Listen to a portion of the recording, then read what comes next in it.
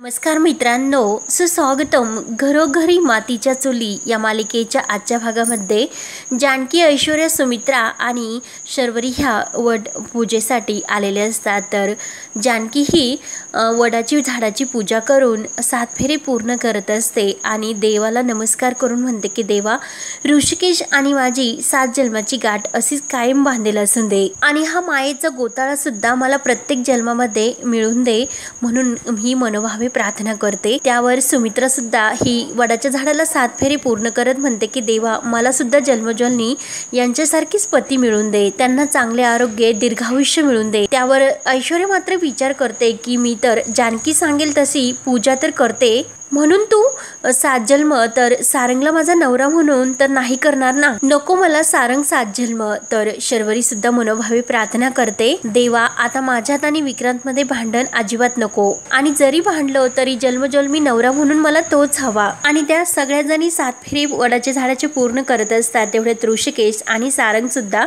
गाडीतून तेथे येतात। तर त्यांना पाहून सुमित्रा विचारते की अरे ऋषिकेश, सारंग तुम्ही इकडे कसे? तेव्हा ऋषिकेश म्हणतो की आई, प्रत्येक वेळी तू म्हणत असते की प्रत्येक काम हे जोडीने मिळून करायला हवे, मग जानकीनेच ही पूजा का करायची? मग मला सुद्धा पुढचे 7 जन्मे जानकीच ही बायको म्हणून हवी। तेव्हा मात्र जानकी खूप लाजते। ऋषिकेश म्हणतो की हे वरदान मग मी कुठे मागणार? तर सुमित्रा म्हणते की हो असे आहे का? आणि सारंग तू? सारंग म्हणतो की अगं आई, नाना सुद्धा येणार होते परंतु नानांचे अचानक गुडघे दुखायला लागले म्हणून ते नाही आले आणि विक्रांतराव सुद्धा येणार होते पण ते कामामध्ये अडकले, पण त्यांनी मात्र हे पेढे पाठवले आणि सारंग ते पेढे तिथे ठेवतो। तेव्हा सुमित्रा म्हणते की चला आता सुरू करा। तेव्हा ऋषिकेश जानकी सोबत आणि सारंग सुद्धा ऐश्वर्या सोबत एकमेकांच्या हाताने एकमेकांसोबत दोरा धरतात आणि ते फेरे पूर्ण करत असतात। जानकी आणि ऋषिकेश मात्र खूपच खुश होऊन हे सर्व करत असतात, परंतु ऐश्वर्याच्या मात्र चेहऱ्यावर सारंगला बघून 12 वाजते।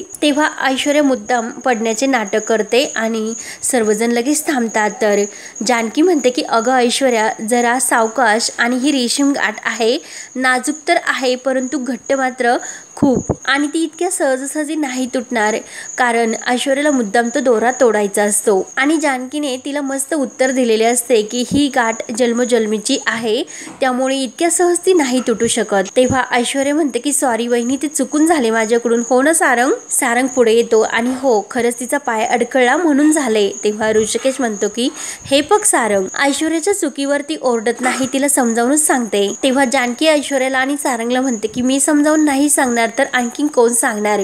सर्वांना अगदी गोड हसू येते आणि त्यानंतर सर्वजण घरी येतात। तर सुमित्रा ही रूम मध्ये येते। तर नाना म्हणतात की या राणी सरकार या, आणि येताना सुमित्राने जेवणाचे ताट आणि पाणी आणलेले असते। तर सुमित्राला असते तर नाना आपल्या हाताने सुमित्राला पाणी पाजतात आणि एकमेकांना ते घास भरवतात। तर नाना म्हणतात की खरंच आज तू खूपच सुंदर दिसते। तर सुमित्राला असते तर नाना म्हणतात की अगं जरा तू सुकावलेली आहे, पण पहिल्यांदा तू दिसत होती अगदी तसाच चेहरा तुझा अगदी टवटवीत दिसतो। तेव्हा सुमित्राला अजून म्हणते की अहो पुरे हे कौतुक। नाना म्हणतात की हे बघ सुमित्रा, इतक्या दिवसापासून तू पूजा करतेस, उपवास करते, मग आता प्रकृतीला झेपेल तेव्हा तू पूजा कर, मात्र उपवास काही करू नको। तेव्हा सुमित्रा म्हणते की नाही, माझ्या श्वासात श्वास असेपर्यंत हा उपवास, व्रत, कौवल्य मी सर्व काही करेल, परंतु त्यावेळेस जर तुम्ही मला आधार दिला नसता, आमचा स्वीकार केला नसता तर आज मी कुठे असते? माझ्या आईला आणि मला तुम्ही या घरामध्ये आधार दिला, स्थान दिले, या घरामध्ये किती मोठा आधार दिला आणि मी तर कल्पना सुद्धा करू शकले नसते की त्यावेळी आम्ही कुठे असतो आणि त्यावेळी आमची किती हलाखीची परिस्थिती होती, तरी सुद्धा तुम्ही त्याकडे सर्व दुर्लक्ष केले आणि कोणताही विचार न करता तुम्ही माझ्याशी लग्न केले आणि मला या घरामध्ये घेऊन आले। खरंच नाना, तुमचे खरंच खूप उपकार आहे। तेव्हा नाना म्हणतात की उपकार कसले अगं, जशी तुला गरज होती तशी मला सुद्धा गरज होतीच ना। तेव्हा तू माझ्या ऋषिकेशला आदरामध्ये घेतले आणि त्याला एक समंजस आई मिळाली आणि मला सुद्धा एक समजूतदार समंजस बायको मिळाली। तू या घराला सावरलं, कधी गौरी होऊन ते कधी दुर्गा होऊन। आणि हे बघ सुमित्रा, जशी तुझ्या मनामध्ये माझ्याविषयीची कृतज्ञतेची भावना आहे तशीच माझ्या मनामध्ये सुद्धा आहे तुझ्याविषयीची। तेव्हा सुमित्रा म्हणते की हो, आता देवाकडे फक्त माझं एकच मागणं आहे की जसा समजूतदारपणा, जसे प्रेम, जशी आपुलकेपणा आपल्या दोघांमध्ये होती, मग तेच आपल्या मुलांच्या संसारात सुद्धा राहून दे रे बाबा। म्हणून सुमित्रा देवाला हात जोडते। त्यानंतर इकडे जानकी सुद्धा जेवणाचे ताट घेऊन रूम मध्ये येते आणि खरंच मला सॉरी येण्यासाठी उशीर झाला आणि तुम्ही सुद्धा दिवसभर उपवास निर्जलित केला त्यामुळे भूक लागली असेल, चला आता आपण जेवून घेऊयात। तेव्हा ऋषिकेश म्हणतो की अगं जानकी, अगं तू सुद्धा आज उपवास केला, दिवसभर काम करून थकली असेल त्यामुळे तू अगोदर उपवास सोड। तर जानकी म्हणते की आओ मला सवय आहे आणि तुम्हाला भूक सहन होत नाही त्यामुळे तुम्ही अगोदर जेवून घ्या आणि उपवास सोडा। तर ऋषिकेश ऐकायला तयार नसतो की अगं जानकी तू अगोदर उपवास सोड। जानकी म्हणते की आओ हा कसला हट्ट। तर ऋषिकेश म्हणतो की ठीक आहे, दोघांनी मिळून आज एकत्र हा उपवास सोडूयात। म्हणून ऋषिकेश जानकीला अगोदर पाणी पाजतो आणि जानकी सुद्धा खुश होऊन ऋषिकेशला आणि एकत्र मस्त एकमेकांना घास भरवतात। तेव्हा ऋषिकेश जानकीला म्हणतो की जानकी हा दिवस माझ्यासाठी नेहमी स्पेशल असतो, लग्नानंतर दरवर्षी आपण याच दिवशी एका ताटात जेवतो। तेव्हा जानकी ऋषिकेशला घास भरवत म्हणते की माझ्यासाठी सुद्धा हेच, आणि मला एक गोष्ट सांगा की तुम्ही वडाच्या झाडाकडे काय प्रार्थना केली। तेव्हा ऋषिकेश म्हणतो की अगोदर तू सांग। तर जानकी म्हणते की प्रश्न अगोदर मी विचारला तुम्हाला। तेव्हा ऋषिकेश म्हणतो की तू नेहमी म्हणत असते की लेडीज फर्स्ट, मग तूच सांग। तेव्हा जानकी म्हणते की काही नाही, ही प्रार्थना केली की जन्मोजन्मी मला हाच नवरा मिळून दे, आणखी काही नाही। तर ऋषिकेशला गोड हसू येते आणि जानकी म्हणते की आता यावर तुम्ही सांग। तेव्हा ऋषिकेश म्हणतो की हो, मी हीच प्रार्थना केली की हा माझा 7वा जन्म असावा आणि तो मुद्दाम जानकीची मस्करी करतो। तर जानकी लगेच नाराज होते आणि काय आणि लगेच उठते। तर ऋषिकेश तिचा हात धरतो आणि अगं मस्करी केली। तेव्हा जानकी म्हणते की अशी मस्करी का, आणि ऋषिकेश जानकीला अगदी जवळ घेतो। दोघे एकमेकांकडे अगदी रोमॅन्टिक होऊन बघत असतात। तर ऋषिकेश जानकीला म्हणतो की तू अशी रुसली ना, खरंच खूप गोड दिसते। जानकी मात्र आणखीनच लाजते आणि अगदी 10 वर्ष झाली आपल्या लग्नाला तरी सुद्धा तुझ्या तोंडातून शब्द ऐकायला खरंच खूप छान वाटते। तेव्हा जानकी विचारते की कुठले शब्द। तेव्हा ऋषिकेश जानकीच्या चेहरा मस्त असा धरून म्हणतो की अगं ते शब्द तुझ्या डोळ्यातून कळत असतात, ज्या शब्दाने तुझ्या ओठावर हसू येते। तेव्हा जानकी लाजतच मुद्दाम म्हणते की मला नाही माहिती की कुठले शब्द। तेव्हा ऋषिकेश जानकीला अगदी जवळ घेतो आणि आय लव्ह यू असे प्रेमाने म्हणतो। तेव्हा जानकी सुद्धा ही डोळ्यात डोळे घालून ऋषिकेशला म्हणते की आय लव्ह यू आणि दोघे खूप खुश होऊन एकमेकांकडे स्माइल करत असतात। तेव्हा ऋषिकेश प्रेमाने जानकीच्या कपाळाचा किस घेतो आणि दोघे एकमेकांच्या प्रेमाने मिठीत येतात। त्यानंतर इकडे रूम मध्ये मात्र ऐश्वर्या ही सोफ्यावर बसलेली असते आणि झोप येत असते। तेवढे सारंग तिच्यासाठी जेवणाचे ताट घेऊन येतो। तेव्हा सारंग ऐश्वर्या जवळ येतो आणि ऐश्वर्याला म्हणतो की ऐश्वर्या पाणी पिऊन घ्या, तुम्हाला उपवास धरायची सवय नाही आणि जरा तुम्ही गळून गेल्यासारखे वाटतात, मग त्यामुळे थोडंसं खाऊन घ्या। ऐश्वर्या म्हणते की नाही माझी इच्छा नाही। सारंग म्हणतो की अहो असे काय करता, थोडंसं बरं वाटेल म्हणून सारंग ते ताट घेतो आणि ऐश्वर्याला विचारतो की मी तुम्हाला माझ्या हाताने भरू का, कारण तुम्ही माझ्यासाठी उपवास ठेवला। तेव्हा ऐश्वर्या मात्र मनात म्हणते की अरे चिकटगुंड्या, तुझ्यासाठी कोण उपवास करेन। तेव्हा सारंग तिला भरवण्यासाठी घास घेतो। तर त्या अगोदरच ऐश्वर्या लगेच घाईने ताट उचलते आणि लगेच ती जेवणावर ताव मारत असते। सारंगला मात्र खूप वाईट वाटते आणि तो लगेच बाहेर जायला निघतो। तेवढ्यात जानकी दरवाजामध्ये येते आणि जानकीला बघून तर ऐश्वर्या आणखीनच घाबरते आणि आता खाल्ले का चालेल का असे जानकीला विचारते। तर जानकी म्हणते की हो चालेल, परंतु एकटीने नाही, दोघांनी मिळून। ज्या गोड भावनेने हा उपवास केला मग त्याची गोड सांगता व्हायला नको का। तेव्हा ऐश्वर्या विचारते की म्हणजे काय। तर जानकी म्हणते की सारंग भाऊजीने सुद्धा तुझ्यासाठी उपवास केला, जसा तू त्यांच्यासाठी केला तसा। तर सारंग म्हणतो की वहिनी राहून दे। तेव्हा जानकी म्हणते की नाही, सकाळपासून सारंग भाऊजींनी सुद्धा काही खाल्लेले नाही। तेव्हा सारंग म्हणतो की वहिनी राहून दे, माझं मी बघेल करीन काहीतरी।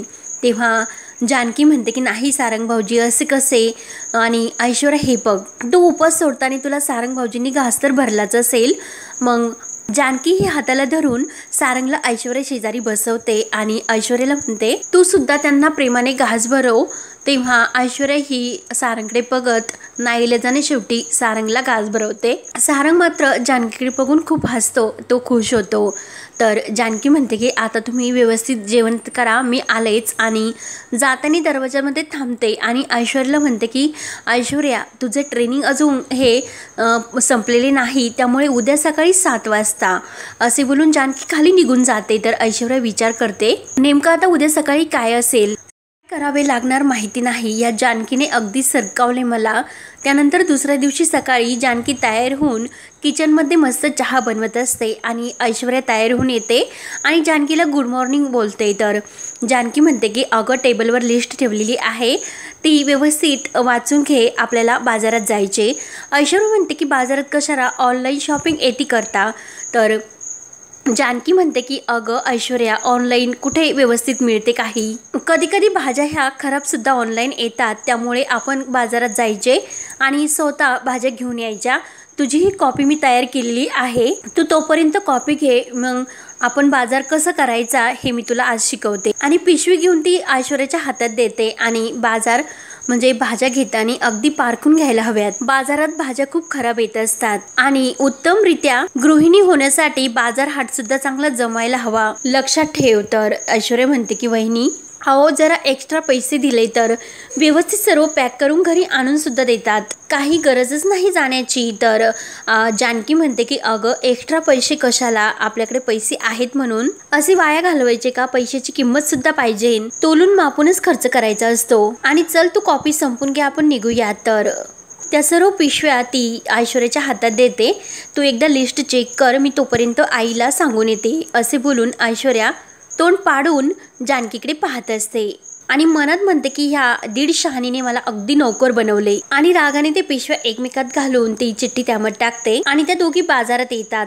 आणि वांग्यावाल्या जवळ येतात। तर जानकी विचारते की वांगी कशी आहे, तर ते काका भाऊ सांगतात। तर जानकी म्हणते की हे बघ ऐश्वर्या, लिस्ट काढ, त्यामध्ये काय काय आहे ते एकदा चेक कर। तेव्हा ऐश्वर्या लिस्ट वाचून म्हणते की 2 किलो टॅमॅटो। तर ते काका ऐश्वर्याच्या हातामध्ये टोपली देतात। तर ऐश्वर्या म्हणते की हे काय, तुम्ही माझ्या हातामध्ये रिकामीच टोपली का दिली? जानकी म्हणते की अगं ऐश्वर्या, त्यांनी ते टॅमॅटो निवडून घेण्यासाठी तुझ्या हातामध्ये ती टोपली दिली। ऐश्वर्या म्हणते की का, ते नाही देणार का आपल्याला? जानकी म्हणते की अगं तसे नाही, टॅमॅटो आपण आपल्या हाताने निवडून घ्यायचे। चल मी तुला सांगते। आणि त्यातील काही टॅमॅटो घेऊन असे छान रसरसीत लालेला टॅमॅटो घ्यायचे असतात, असे नरम झालेले आणि हे डाग आलेले असे टॅमॅटो नाही घ्यायचे। आणि निवड ना ऐश्वर्या तू सुद्धा, कारण तुझं ट्रेनिंग सुरू आहे, तू मात्र हे विसरू नकोस। तेव्हा मात्र ऐश्वर्या ही न बघताच टॅमॅटो घेत असते। तर जानकी तिचा हात धरते आणि काय ग ऐश्वर्या, व्यवस्थित बघून घे ना असे म्हणते। आणि ते टॅमॅटो घेऊन ऐश्वर्याला विचारते की आणखीन काय घ्यायचे, त्या लिस्ट मध्ये चेक कर। तर ऐश्वर्या म्हणते की भेंडी 1.5 किलो। तर जानकी म्हणते की अगं मग घे ना। आणि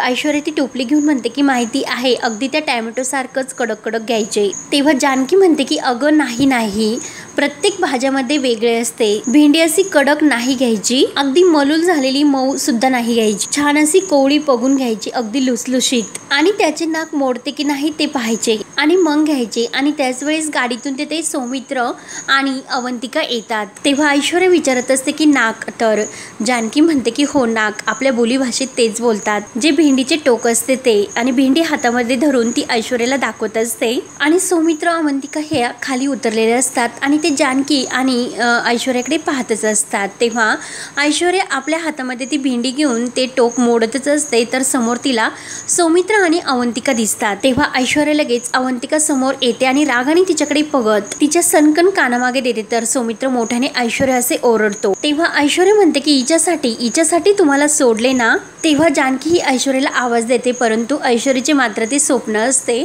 आणि ऐश्वर्या त्या दोघांकडे पाहतच असते। तर अवंतिका म्हणते की चल सौमित्र, आपण निघूयात। तेव्हा सौमित्र आणि अवंतिका चिठ्ठीमध्ये काहीतरी लिहितात आणि सौमित्र अवंतिकाच्या हाताला धरून त्यांच्याकडे घेऊन येत असतो। तर जानकी ही ऐश्वर्याला विचारत असते की अगं ऐश्वर्या, लिस्टमध्ये काय आहे? तर ऐश्वर्याचे मात्र लक्ष नसते। तेव्हा जानकी ही ऐश्वर्याकडे पाहते आणि समोर पाहते तर तिला धक्काच बसतो। अवंतिका आणि सौमित्र एकमेकांच्या हातामध्ये हात देऊन तिकडे जानकीकडे येत असतात। तेव्हा जानकी त्यांना पाहून खुश तर होतेच, तर हा भाग येथे संपतो। पुढील भागामध्ये ऐश्वर्या घरी येते आणि सर्वांसमोर म्हणजे नानांसमोर मुद्दा म्हणते की अहो कसे सांगू मी, कारण त्या लोकांनी मला सांगितले होते की घरी काही सांगू नको।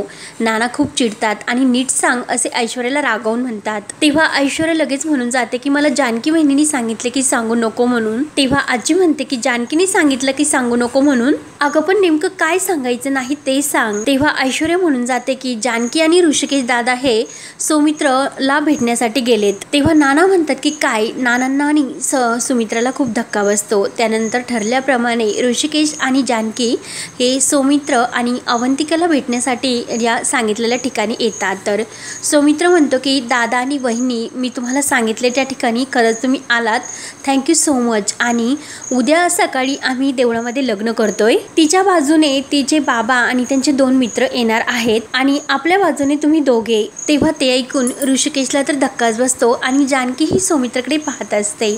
तर आता ऋषिकेश आणि जानकी सौमित्र आणि अवंतिकाच्या लग्नाला पोहोचणार का, हे पाहण्यासाठी आपल्या चॅनलला नक्की सबस्क्राईब करत राहा। धन्यवाद।